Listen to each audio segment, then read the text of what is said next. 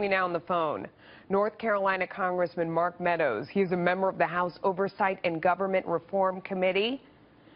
Thank you, sir, for being on the show. Let me ask you, what are your thoughts on this? What do you think happens from here? What have you heard? Well, obviously, it's a significant development as we see this case being reopened. And I would agree with Ed Henry. The significance of it is really that to come out 11 days before an election, when Director Comey has tried to make sure that this was not deemed a political investigation, would suggest that there is really a lot of there.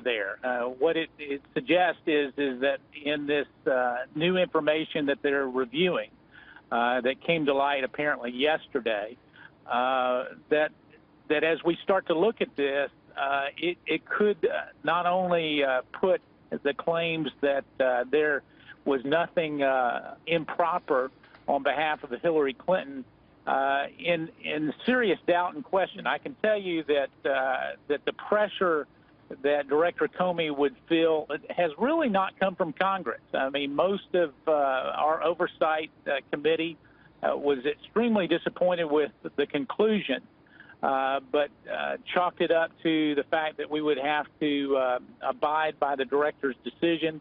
This particular information is not only alarming, but it is a good call, is that there hopefully will not be two standards. We do know that military men and women have been prosecuted for doing less than what Hillary Clinton has done.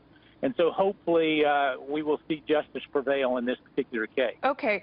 I want to ask you, because obviously you're on the Oversight Committee. We've already heard from Jason Chaffetz a while ago, who said that this quote came out of the blue. Is that your impression as well? Did you have any hint that anything like this was coming?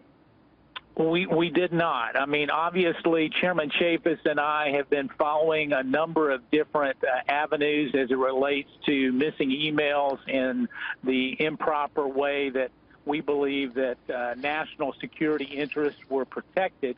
But it was a big surprise to both the chairman and myself that they would reopen an investigation, because all indications in our discussions with FBI and Department of Justice officials has indicated that this was a closed case, and so it would bear witness to the fact that there is obviously some significant information that they are considering now, especially in light of making the announcement a few days before November 8th. Yeah, I mean, as you well know, Director Comey put out a 3-paragraph statement about this, and said that it's in connection to an unrelated case. They've learned of the existence of emails that appear to be pertinent to the investigation. At first glance, a lot of people would think that this has to do with the WikiLeaks and all the emails we've heard there. But from that language, it feels like these emails are coming from somewhere else. What is your impression? Not necessarily from WikiLeaks, because as Ed Henry was mentioning, there are a number of ongoing investigations on a variety of subjects that the FBI is constantly involved with.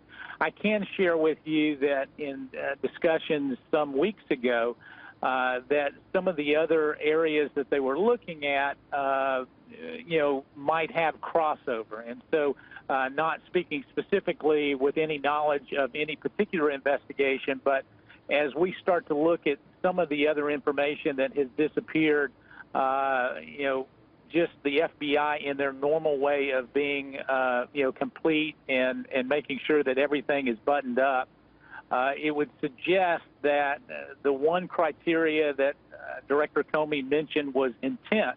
Now, I don't necessarily concur with the fact that there has to be an intent there for her to be held criminally liable, but it would suggest that perhaps they found emails that would indicate that there was some intent to cover up or at least dispose of improperly. Okay. Congressman Mark Meadows, thank you so much for joining us.